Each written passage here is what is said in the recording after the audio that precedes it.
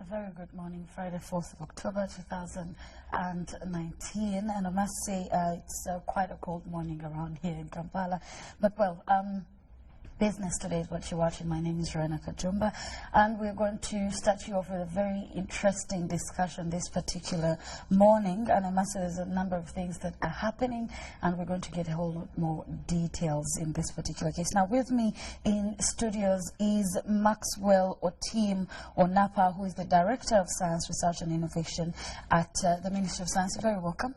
Thank you. Yes. Good morning, viewers. Indeed. And right next to me here is Japheth Kawanguzi, who is the CEO, Innovation Village. And of course, he is looking at a number of other things that he's involved in. So, gentlemen, you're very welcome, first of all. Thank you. Yes. I'll ask you again to, introduce yourselves. Like, I've only talked about the Innovation Village, but I know there's a number of things. I've also only given your title there at the ministry, but also probably there's a number of things that you do as well. Yes. Yeah, my name is Dr. Maxwell Otim Onapa. Yeah. As you rightly say, I work with the Ministry of Science, Technology and Innovation, which is the youngest ministry in the land. And my role there is Director of Science, Research and Innovation. So it gives me great pleasure to be here in the studio today to talk with our key partners in the private sector about matters of innovation in the country. Okay. It's a pleasure to be here once again. Okay. Japheth. My name is Japheth Kawanguzi. I'm with the Innovation Village, as you earlier said, but today I'm specifically here on behalf of Startup Uganda, which is an organization that brings together innovation hubs and entrepreneurial support organizations to work together to grow Uganda's innovation ecosystem. Okay. Speaking of innovation, where do you place us at this particular point as a country, gentlemen?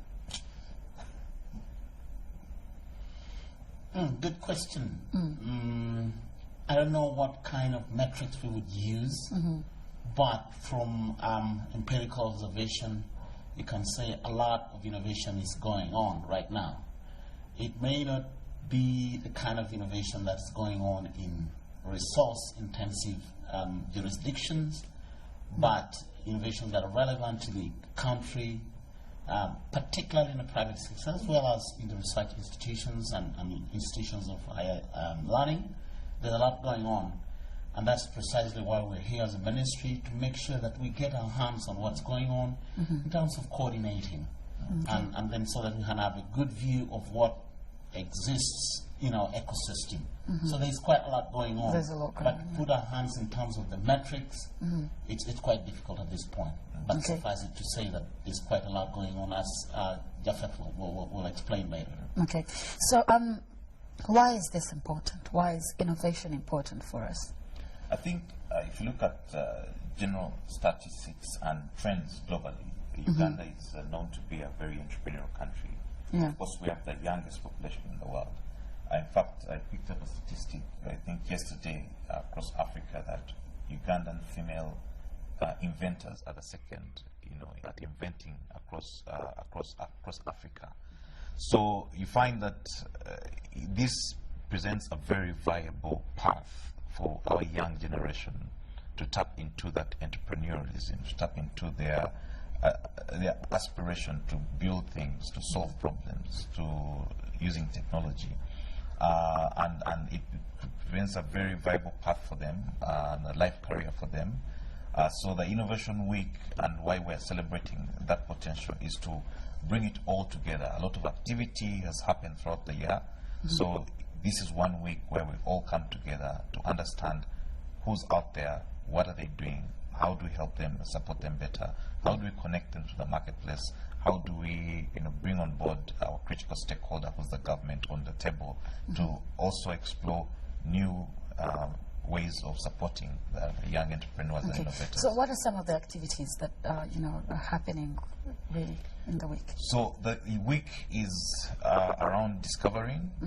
We're inviting innovators, entrepreneurs across the country from all over the hills and valleys of this country to come and converge. So we want to discover young entrepreneurs, innovators, wherever they are, whatever they're doing, to give them a platform where they can be discovered. But very importantly, we want to connect them to opportunities, connect them to government, connect them to other private sector players, to development agencies, connect them to investors who are looking for them, who may not be able to find them. Okay. But then very focused on also engaging them on, okay, this is where you are, this is what you're doing, but this is where you could be, and this is what you could be doing, and this is what you should focus on in this year that we're coming into, 2020, such that when we meet on the next Innovation Week next year, we're able to celebrate and say the year made a difference. Okay, so this is from when to when? The Innovation Week? It's in October 16th to 18th. Okay, so what do you expect to have got from this as the ministry, representing? Or, by the time the Innovation Week is done, what are some of the things you hopefully, think that after that you'd have found out or achieved and things like that? Very good. First of all, the Innovation Week provides us with a very good opportunity. Jeffrey has sort of explained that, for us to get to know what's happening within our ecosystem. As of now, it's very difficult, apart from the few innovators and researchers that we support, and also the ones that you see around the roadside, and to know what's really happening. The fact that we are bringing on board the private sector players also helps us to get the opportunity to bring them on board, so that we can be able to know what they're doing. And from our part as a ministry, within what I call the national innovation system, you have players. You have the government, and the role of the government is, first of all, to create an enabling environment so that you have an environment that is conducive for you to undertake research and innovate in form of policies, in form of law. And also, in our setting, also to provide some model of financing to mobilize financial resources. Then you have the people who actually do the innovation and research in the universities, in research institutions, in the private sector. And then you have the private sector itself. To link now, to pick the innovations that have been created within the knowledge centers, universities and research institutions, and commercialize it, take it to the market. So this is a good opportunity where there's a lot of convergence amongst the three key actors, what I call the triple helix, so that the chain of research innovation is completed. Somebody who has done ideation, done research, has produced something, is going to meet a private sector player who say, looks good, I think I got big money out of this, and then they get in the market. So for us, as a government, we're going to see, okay, what is there, first of all, and what could impact our economy in terms of job creation, in terms of graduating into small markets, and what kind of support might they need, and can we avail that support? So we want to use this opportunity to identify what's happening and whom can we support and how. Okay. That's that is for us. very That is key. what we'll pick from this undertaking. Okay, so now you're representing the startups. What do you expect to get from this? He's given us his expectations, but what would you expect as well from this? I think what's key for us is that we've had already 2 innovation weeks, last year and previous year. And I think what's keen to note is this year it's bigger, better, and we've brought together more collaborators. We're probably working with about 10 innovation hubs, other entrepreneurial support organizations. We brought on board investors who are coming into the country. We have more private sector players. Last year it was at a small venue. This year it's happening at, thanks to the ministry, it's happening at the Kololo Independence Grounds. That's huge. So it's our time as startups, as entrepreneurs, as innovators. And my only encouragement is let's come together and let's begin to explore how do we realize this potential that we all have. How do we connect, which is a key theme. How do we engage, and how do we discover? So if you're an entrepreneur anywhere across Uganda, this is where you need to be between 16th to 17th to 18th. Okay, so over the past 2 weeks, is this something that people have adopted to, something that people have willingly been a part of and participated in? Yes, it's been consistently growing. Okay. And yes, we're achieving the aspirations we set out for it when we began in the first place. Okay, so what are some of the challenges? I'll ask you this because, of course, I know you've dealt with, for example, with him that people you're partnering with. I'm sure they've come to you and said, here's where we see the gaps. What are some of those challenges that you've tried or probably are dealing with over time? If we're looking at pushing for innovation, and now he's representing the startups, so many people say, well, people start up so many things, but they never get to see their first birthday, for example. So what are some of the challenges that you've identified, yes, as a government body and say, well, I think we need to pave, and fill in the gaps in certain areas? Good. In every situation, of course, you must have what we call the necessary conditions for you to graduate, to get to the next level. Like I say, a lot of things are happening, especially among the youth. But you find that there is lack of mentorship, and thanks to the private sector, especially Innovation Village and others, that are now providing opportunity to make innovators, particularly youth who are doing things out there, to focus and say, okay, if you are undertaking an innovative activity, these are the things that you need to look at. You need to know the market you're going to serve, and above all, business mentoring, because people go into business without any idea of what they're supposed to do. And the last one that I was resisting to say, but I must say, they will always look for money. Oh, yeah. Yeah. So there's been a disconnect, like I say, between innovators and the business out there. People are looking for where to put their money so that they can make more money. So this Innovation Week also provides that opportunity. It's a convergence of the different actors, so that possibly somebody will say, I think I can put my money here, it looks good, so that part is taken care of. And then again, the innovation hubs that are providing all-round opportunity for people to sit down there and be mentored in terms of how do you develop business ideas, how do you tweak your innovation so that it can be responsive to the market. These are some of the areas that we need to focus at, and I think that the opportunity that this week gives will take care of that. Take care of that. Yeah. Okay. So, do you have some of challenges that probably you would want to share as the private sector, really? I think he has already mentioned most of the core challenges we face. But from where we sit, it's really the ecosystem is just beginning to emerge.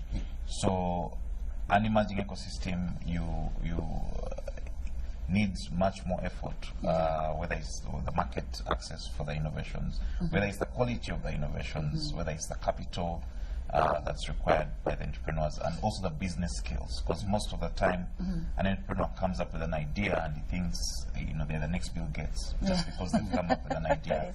And yet that's totally different from building a business. Yeah, I've seen young people come up and say it gets expensive. Yeah, the policies that are there, first of all, you look at the taxes, and I'm like, oh, okay. So pretty much I'm throwing this at you. Yeah, I think you're really spot on, and I don't know why I should have mentioned that. But I mentioned it indirectly in the sense that I talked about enabling environment. Yes. I met so many young people who give their testimony, say, oh, I was trying to do this, and then when I immediately registered my business, URA sent me a tough letter saying you must file in your tax returns if you don't do this by this, and then they just freak out. Exactly.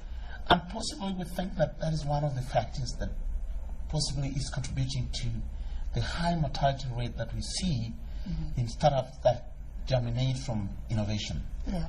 And I think the approach, if we are to nurture innovation and make them flourish, which are really the factors that eventually lead to formation of small, medium enterprises and small companies, we might need a different approach in terms of policy. That the young startups possibly could also benefit from some of these incentives that are available within the business sector. And this is really reflected in our ranking as a country in what we call ease of doing business. Yeah. The last time I checked, we are not doing very well. Rwanda is ahead of us.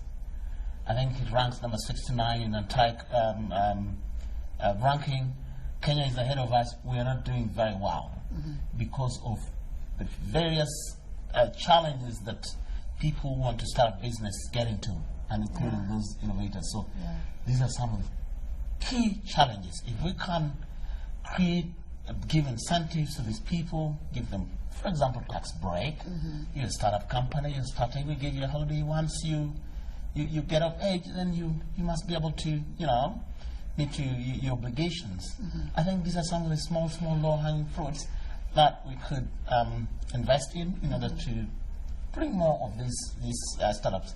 Then the other thing maybe I also need to mention, we're talking about Bubu. Yeah.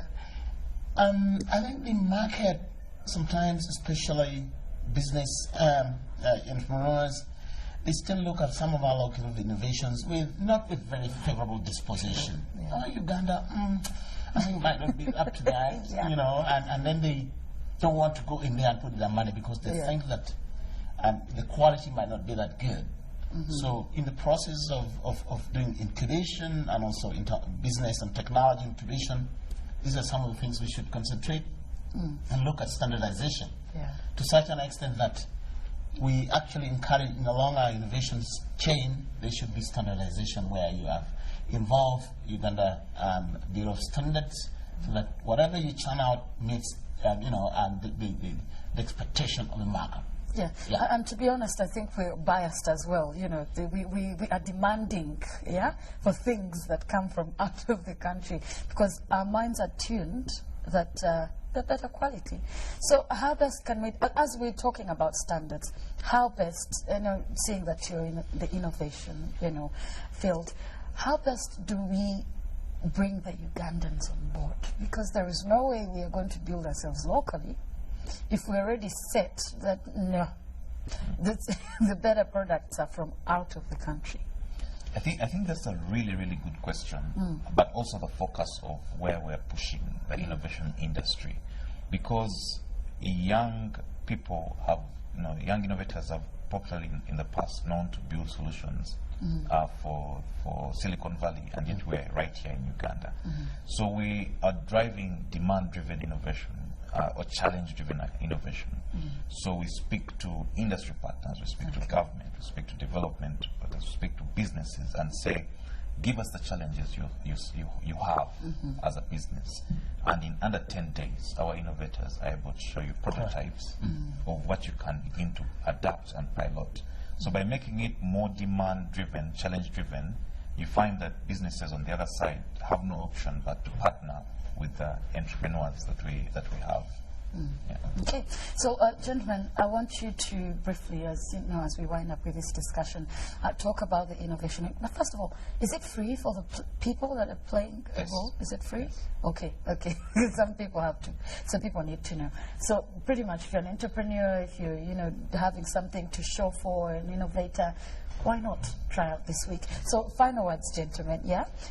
That is your camera. I'll start with you, Maxwell, and then I'll come to you, Jaffe. In the camera, talk about the week, why it's important to us.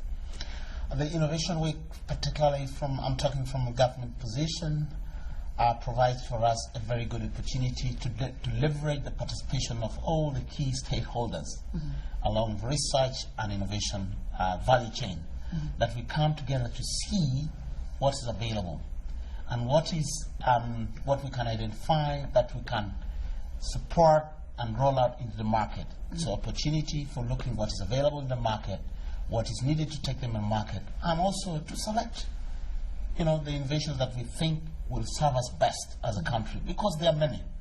And for us as a government, even the resources to support all the innovations not there. So we want to see what's happening in the ecosystem, and then we shall be able to sit down and visit, a few of these innovations will deserve support, and also again to leverage the existing opportunities that are there out among the private sector, and see how they can be partners, direct partners in taking the innovation in the market.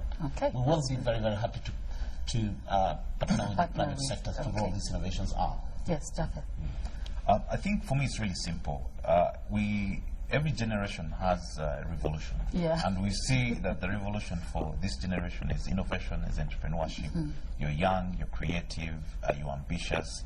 And the Innovation Week is where you belong as an entrepreneur, to begin to be discovered, to begin to get connected to the market, to partners, to investors.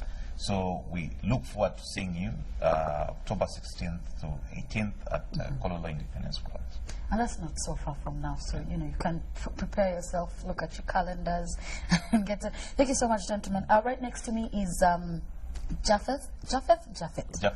Japheth, okay. Japheth Kawangozi, who is the CEO Innovation Village, but is also here representing the startups, Startup Uganda, and of course as the private sector in this particular discussion, partnering with the Ministry of Science, Innovation and Technology.